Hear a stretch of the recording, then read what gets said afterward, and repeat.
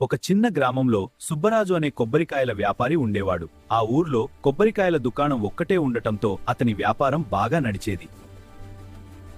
సుబ్బరాజు తన వ్యాపారం బాగా నడుస్తుండగా తన కొడుకు సోమరాజును కూడా దుకాణంలో పెట్టుకుని పనులు నేర్పించడం ప్రారంభించాడు.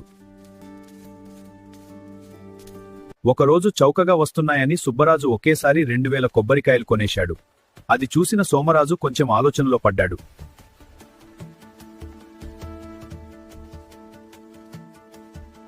నాన్నగారు, ఇవి మంచి రోజులు కావు. ఈ నెలలో పూజలు కూడా లేవు. అమ్మకానికి ఆలస్యం అయితే ఇవి పాడైపోతాయి కదా. అరే, ఇవన్నీ ఈ రోజే అమ్మేస్తా. దానికి ఒక చిట్కా కూడా ఆలోచించేశాను. కొబ్బరికాయ ఒకటి కావాలి సుబ్బరాజు గారు. ఒక్క కొబ్బరికాయ దేనికమ్మా తీసుకువెళ్తున్నావు? ఇంటికి చుట్టాలొచ్చారు. పాయసంలో కొబ్బరి తురుము వేసేందుకు సుబ్బరాజు గారు. నీకీ విషయం తెలియదా? దిష్టి కొబ్బరికాయల పూజ విషయం. ఏమిటా పూజ సుబ్బరాజు గారు? ప్రతి ఇల్లాలు తన ఇంటి యజమానికి 3 కొబ్బరికాయలతో దిష్టి తీసి ఇంటి ముందు కొట్టాలి. అలా చేయకపోతే ప్రమాదం అంటున్నారు. సుబ్బరాజు చెప్పిన మాటలు విని సుగుణ భయపడిపోయింది. వెంటనే 3 కొబ్బరికాయలు కొనేసి డబ్బులిచ్చి అక్కడి నుంచి వెళ్లిపోయింది. సుగుణ ఈ విషయం తన పొరుగువారికి చెప్పింది. వాళ్ళు ఇంకొంతమందికి చెప్పారు. అలా ఆ పూజ విషయం ఊరంతా పాకి అందరూ భయపడిపోయారు. ప్రతి ఇల్లాలు తన ఇంటి యజమానికి 3 కొబ్బరికాయలతో దిష్టి తీసి ఇంటి ముందు కొట్టాలి. అలా చేయకపోతే ప్రమాదం ఉంటుంది అంటా. దిష్టి పూజ గురించి పుకారు ఊరంతా పాకడంతో అందరూ భయపడి 3 కొబ్బరికాయలు కొనడం ప్రారంభించారు. దుకాణం దగ్గర పెద్ద రద్దీ పెరిగింది. సాయంత్రం అయ్యేలోపే సుబ్బరాజు కొబ్బరికాయలన్నీ అమ్మేశాడు. మంచి లాభం వచ్చిందని డబ్బులు లెక్క పెడుతూ చాలా సంతోషించాడు. నాన్నా, ఈ పూజ గురించి పొరుగురు జ్యోతిష్కుడు ఎప్పుడు చెప్పాడు? అదేనా చిట్కా అంటే? మనుషులు మూఢనమ్మకాలకు బానిసలరా. దీనిని నేను సొమ్ము చేసుకున్నా ఇస్తుందు. నేను వేసిన ఎత్తులో అందరూ చిత్తూ కావలసిందే. చూడు, ఇప్పుడు చూడు కొబ్బరికాయలు ఎలా అమ్ముడుపోతాయో. కాని నాన్న మూఢనమ్మకాలను ప్రోత్సహించడం తప్పు కదా. వ్యాపారం జోరుగా జరగాలంటే ఇలాంటి మాయమాటలు చెప్పాల్సిందే. ఈ మూఢనమ్మకాలను నమ్మే వెర్రి జనం ఉన్నంత వరకు నా వ్యాపారానికి ఎలాంటి ఇబ్బంది ఉండదు. త్వరగా డబ్బును సంచిలో వేసి డబ్బు సంచి తీసుకుని దుకాణం మూసివేయి ఇంటికి వెళ్దాం. ఏమండి, కొబ్బరికాయలు తెచ్చారా? దిష్టి పూజ చేయాలి. కాయలన్నీ అమ్ముడుపోయాయి. లాభం 2000 వరహాలు మాత్రం తెచ్చాను.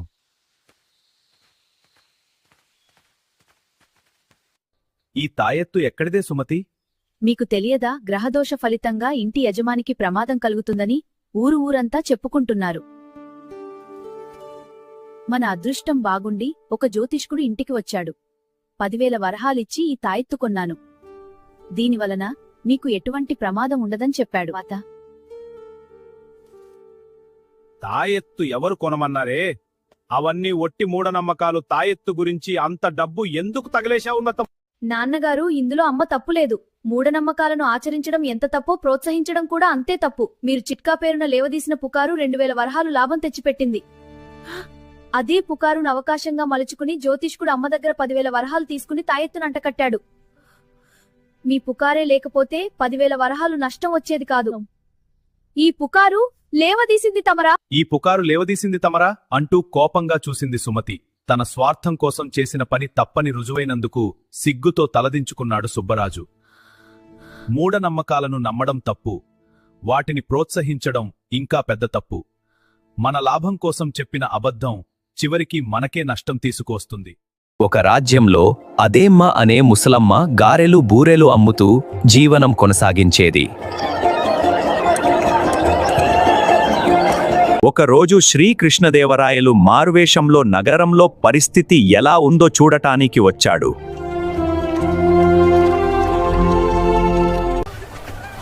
అప్పుడే రాజుగారికి గారెలు వాసన అతని ముక్కుకు తగిలి రాజు అవ్వ దగ్గరకు వెళ్ళాడు. అవ్వ, 4 గారెలివ్వు. గారెలు ఇవ్వు అని అడగగానే అవ్వ గారెలు ఆకులో పెట్టి అతనికిచ్చింది. రాజు అక్కడే కింద కూర్చుని గారెలు తింటూ ఉంటాడు.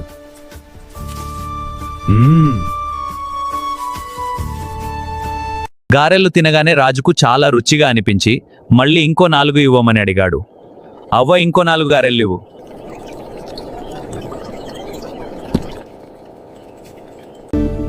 నీ పేరు ఏమిటి అవ్వా? నా పేరు ఆదెమ్మయ్య. అందరూ ముసలమ్మనే అంటారు. మా ముసలోడు మాత్రం ఆది ఆది అని పిలిచేవాడు. 70 ఏళ్ల వయసులో కూడా ఇలా గారెలు అమ్ముకుంటూ జీవిస్తున్నావు. నీకెవరూ లేరా అవ్వా? నా భర్త పోయి 4 ఏళ్లు అయ్యింది అయ్యాహా. పిల్లలు లేరు. ఎవరో ఒకరిని తెచ్చి పెంచుకుందామంటే మావాడు ఒప్పుకోలేదు. నువ్వు నాకు, నేను నీకు పిల్లలమే అనేవాడు మా ముసలోడు.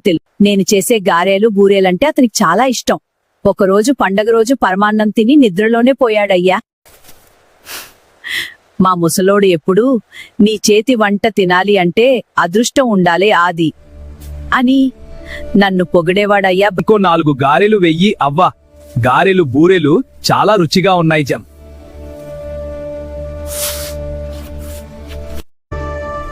అవ్వా, గారెలు బూరెలు ఇంత రుచిగా చేస్తున్నావు. ఎక్కడ నేర్చుకున్నావు? మా అమ్మ నేర్పిందయ్యా. మనిషికి ఏదో ఒక పని వచ్చి ఉండాలి, అదే కష్టంలో ఆదుకుంటుందని చెప్పేది.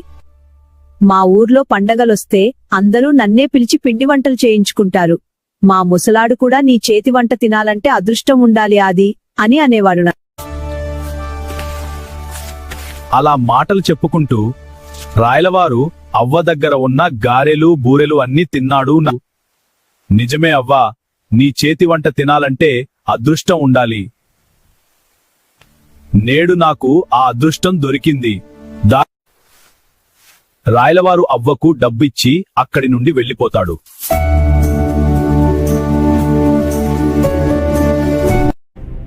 ఎవరక్కడా?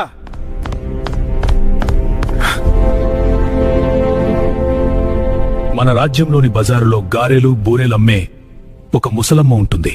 ఆమెను తక్షణమే తీసుకురా. అలాగే ప్రభువు అదేమ్మను తీసుకురావడానికి బజారుకు బయలుదేరుతాడు.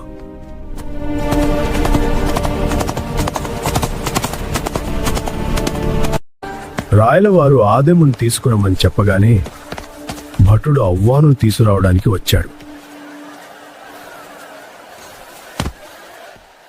అవ్వా, నిన్ను తక్షణమే తీసుకురామని రాజుగారు పంపారు. ఎందుకు నాయనా? నేను ఏ తప్పు చేయలేదు. నన్ను మన్నించమని చెప్పుకొనున్నదు. నిన్న మా రాజుగారు నీ గారెలు తిన్నారంట కథ, అందుకే తీసుకురామన్నాడు. మరి అయ్యో, నిన్న నా దగ్గరకు వచ్చి గారెలు తిన్నది రాయలవారా? నాకు తెలీదు నాయనా. గారెలో కాస్త ఉప్పు ఎక్కువందేమో, బూరెలో కాస్త తీపి తక్కువైందేమో, నన్ను క్షమించమని చెప్పు నాయనా. అయ్యో అవ్వా, నిన్ను శిక్షించడానికి కాదు. నిన్న తిన్న గారెలు బూరెలు భలే రుచిగా ఉన్నాయట, అందుకే తీసుకురామన్నాడు. రాజు చెప్పినట్టుగానే భటుడు ఆదెమ్మను తీసుకుని వస్తున్నాడు. ఆదెమ్మ మనసులో కొద్దిగా భయపడుతూ వస్తుంది.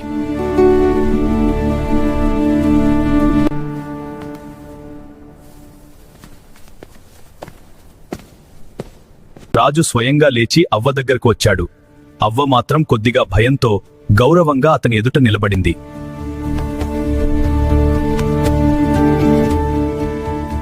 ఈమె పేరు ఆదేమ్మ. 70 ఏళ్లు వచ్చినా కూడా ఈమెకు ఏ రోగం లేదు. ఎందుకంటే ఈమె చుట్టా కాల్చదు, కళ్ళు సురపానం లాంటివి తీసుకోదు. ఇంకా ఈమె తన సొంత కాళ్ల మీద బ్రతకాలనే నమ్మకంతో బజారులో గారెలు బూరెలు అమ్ముతూ జీవనం కొనసాగిస్తోంది. ఈమెకి ఒక నమ్మకం ఉంది. మనిషి ఏదైనా ఒక పనిలో నైపుణ్యం కలిగి ఉండాలి, అదే ఎప్పుడో ఒకప్పుడు మనల్ని కాపాడుతుంది అని. ఈ మాటను తన అమ్మ దగ్గర నుంచి నేర్చుకుంది. ఈ రోజు ఆ నమ్మకమే ఈమెను ఈ సభకు తీసుకువచ్చింది. మహారాజా, నేను ఏమీ పెద్ద పని చేయలేదు. మా అమ్మ చెప్పినట్టు నిండా పని చేసుకుంటూ బ్రతికాను. దేవుడి దయతో మీ ముందు నిలబడే అదృష్టం వచ్చింది. ఈ రోజు నుంచి నువ్వు మా రాజభవనంలో వంటల రాణిగా నియమిస్తున్నా. ఇంకా మా అంతఃపురంలోని స్త్రీలకు కూడా నీ వంట నేర్పాలి. నా చేతి వంటను మహారాజు మెచ్చుకుని రోజూ తింటానంటే నాకు అంతకన్నా అదృష్టమేముందయ్యా? నేను జీవించినంతకాలం మీకు చక్కని వంటలు చేసి పెడతా. ఇలా తన కష్టాన్ని నమ్ముకున్న ఆదెమ్మ రాజుగారి భవనంలో గౌరవంగా జీవితం కొనసాగించింది. రాజభవనంలోకి వచ్చిన ఆదెమ్మ తన చేతి వంటతో అందరినీ ఆకట్టుకుంది. ఆమె చేసే ప్రతి వంటలో ప్రేమ, ఆప్యాయత కలిసిపోయి ఉండేది. అందుకే ఆ రుచికి అందరూ ముగ్ధులయ్యారు. బిడ్లారా, మనం చేసే పనిలో నైపుణ్యం ఉండి దానిని ప్రేమతో చేస్తే అది ఎప్పుడూ మనల్ని కాపాడుతుంది. ఈ కథ మీకు నచ్చితే లైక్ కొట్టి సబ్స్క్రైబ్ చేయడం మర్చిపోవద్దురా. చిన్న ఒక అందమైన అడవిలో జంతువులు అన్నీ హాయిగా జీవించేవి.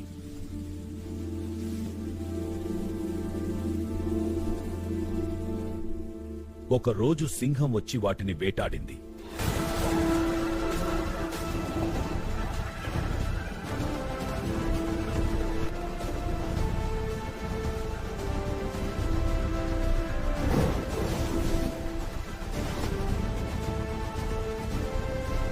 అలా ప్రతిరోజు సింహం వేటాడుతూ ఉండేది.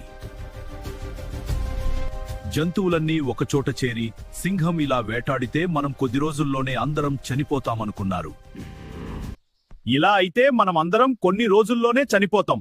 సింహం దగ్గరకు వెళ్లి రోజు ఒకరం వస్తామని ఒక ఒప్పందం కుదుర్చుకుందాం. సింహం దగ్గరకు వెళ్దాం పదండి.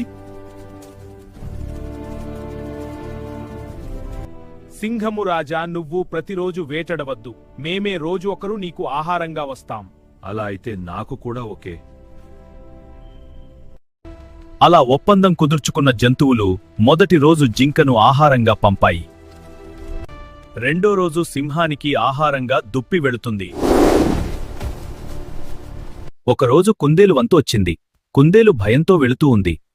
ఈ సింహం పీడ ఎలాగైనా వదిలించాలి అని అనుకుంటూ కుందేలు కావాలని మెల్లగా నత్తనడక నడుస్తూ వెళుతుంది.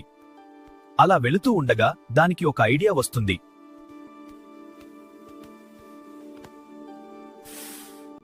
ఇక్కడికి సింహాన్ని తోలుకు వచ్చి ఈ బావిలో ఇంకో సింహం ఉంది అని నమ్మించి సింహాన్ని ఈ బావిలో పడే విధంగా చేస్తా. కుందేలు అలా అనుకుని అక్కడి నుండి సింహం దగ్గరకు బయలుదేరుతుంది. ఏమి కుందేలు, నేనంటే భయం లేదా? ఇంత ఆలస్యంగా వచ్చావు, ఎందుకు ఆలస్యం చేశావు చెప్పు. ఆలస్యం అయినందుకు నన్ను క్షమించు మహారాజా. నేను వచ్చే దారిలో ఇంకొక సింహం ఎదురైంది. అది నన్ను అడ్డుకుంది. నేను నిన్ను తింటానని అన్నది. నేను సింహం రాజుకి ఆహారంగా వెళ్తున్నానని చెప్పినా అడ్డు తప్పుకోలేదు. ఎవరు ఆ సింహం ఎరివి నేను ఒక్కడినే రాజు అని అన్నది. మీ రాజుకు ధైర్యం ఉంటే నాతో పోటీపడి గెలువమన్నది మహారాజా. ఏంటి, నేనున్న అడవిలో ఇంకో సింహం ఉందా? నాకోసం వస్తున్న ఆహారాన్ని తినాలని చూసిందా? ఆ పనికి మాలిన సింహం ఎక్కడ ఉందో నాకు చూపించు. ఏంటి ఇంకా ఇక్కడే ఉన్నావు? త్వరగా ఆ సింహం ఎక్కడ ఉందో చూపించు. నాతో పాటు రండి మహారాజా. నేను ఆ సింహం ఉన్న చోటికి తీసుకుపోతాను. కుందేలు సింహాన్ని బావి దగ్గరకు తీసుకువస్తుంది. ఏ కుందేలు, సింహాన్ని చూపిస్తానని బావి దగ్గరకు తీసుకొచ్చావేంటి? ఆగండి మహారాజా, ఆ సింహం ఈ బావిలోనే ఉంది. కావాలంటే చూడండి. అవును, ఇంకో సింహం ఉంది. ఒరే ఎవడ్రా నువ్వు, నేనున్న అడవిలోకే వస్తావా? ఎంత ధైర్యం నీకు? సింహము బావిలో నుండి పైకి రాలేక చనిపోతుంది.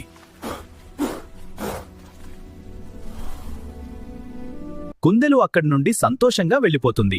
ఈ కథలో నీతి ఏమిటి అంటే, తెలివితో ఆలోచిస్తే ఎటువంటి ప్రమాదాన్ని అయినా ఎదుర్కోవచ్చు, సులభంగా సాల్వ్ చేయొచ్చు.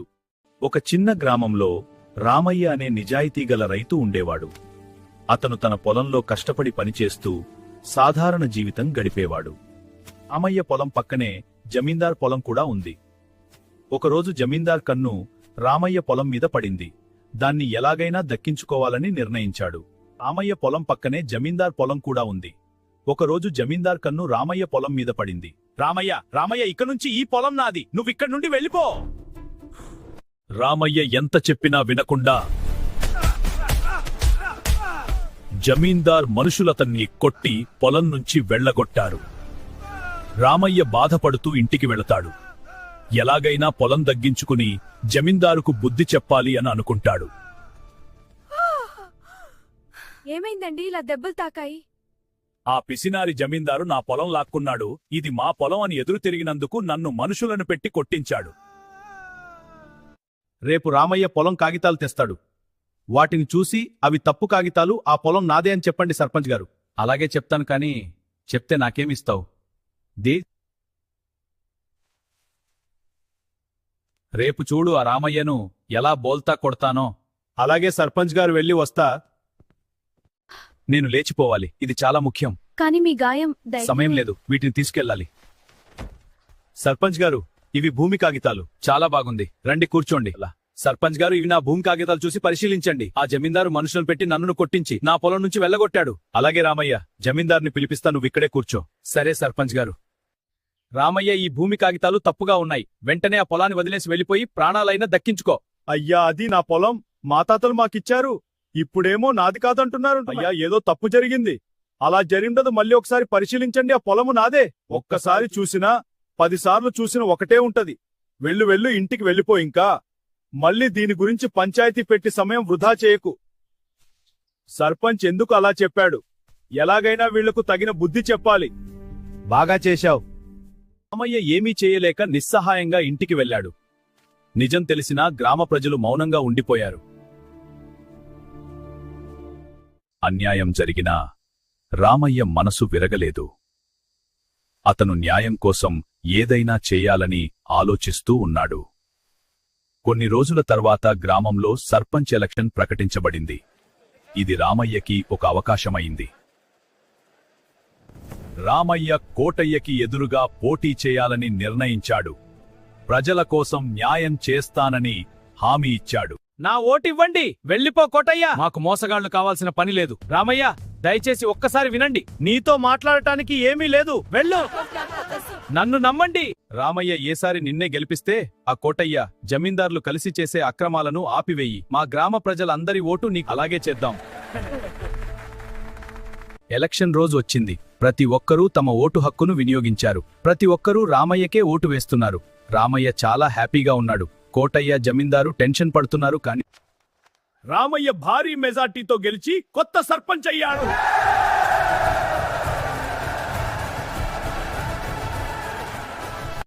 సర్పంచ్ గారు, మా భూమి రికార్డులు చూడండి. అవును, ఇప్పుడే చూస్తున్నాను. మా సమస్యను పరిష్కరించండి.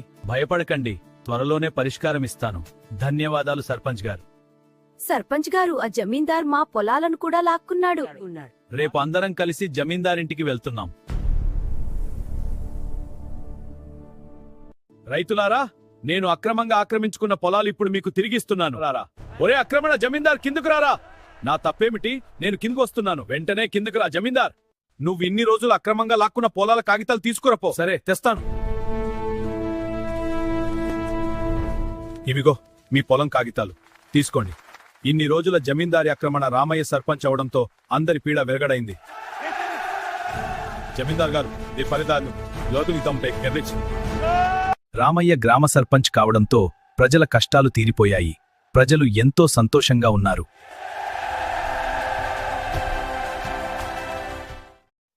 ఒక ప్రశాంతమైన గ్రామంలో అర్జున్ అనే యువకుడు ఉండేవాడు. అతనికి చిన్నప్పటి నుంచే ఒక కల నిధిని కనుగొని కోటీశ్వరుడు అవ్వాలి అని. సాధారణ జీవితం అతనికి సరిపోలేదు. అతను ఎదురు చూస్తున్నది ఒకే అవకాశం, అది అతని జీవితాన్ని మార్చే నిధి కోసం. ఒకరోజు విధి అతనిని అడవిలోకి తీసుకెళ్ళింది. అక్కడ ఒక పాత పెట్టె అతని కంటపడింది.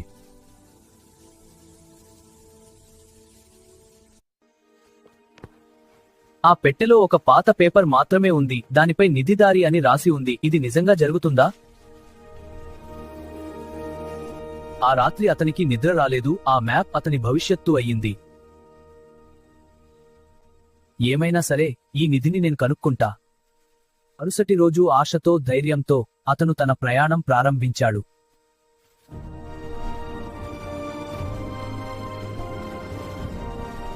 కొంతసేపటి తర్వాత అతను ఒక భయంకరమైన గుహ దగ్గరకు చేరుకున్నాడు. అక్కడ పులిముఖం లాంటి నిధి దారి తెలుసుకోవాలంటే నా ప్రశ్నకు సమాధానం చెప్పాలి. ఎప్పుడూ నడుస్తుంది కాని ముందుకు వెళ్ళదు. అది ఏమిటి? దానికి సమాధానం గాలి. తప్పు సమాధానం చెప్పావు. నీకింకా 2 ఛాన్సులు మాత్రమే ఉన్నాయి. గడియారం. సరైన సమాధానం చెప్పావు. ఇదిగో గుహలోని నిధిని కనుక్కోవడానికి రూట్ మ్యాప్.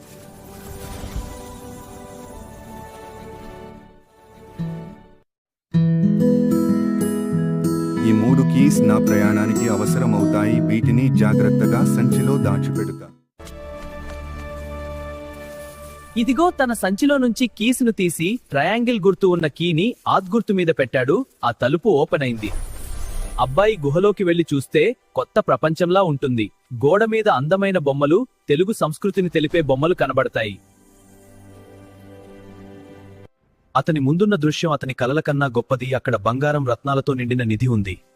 అదిరిపోయింది. ఇంత బంగారం, రత్నాలు! నా కల నిజమైంది.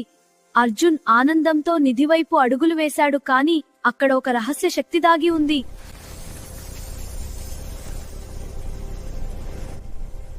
ఒక భయంకరమైన నీడ ప్రతిని ఆ నిధిని కాపాడేదా?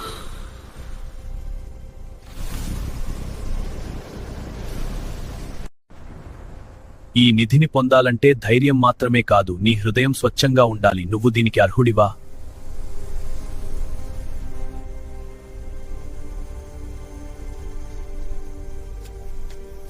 నేను ఈ నిధిని నా కోసం మాత్రమే కాదు, మంచి పనులు చేయటం కోసం కూడా వాడతాను.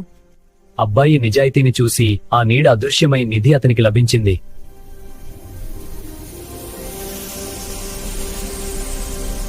అబ్బాయి జాగ్రత్తగా నిధిని తన సంచిలో వేసుకుని గుహ బయటకు వెళ్లడం ప్రారంభించాడు.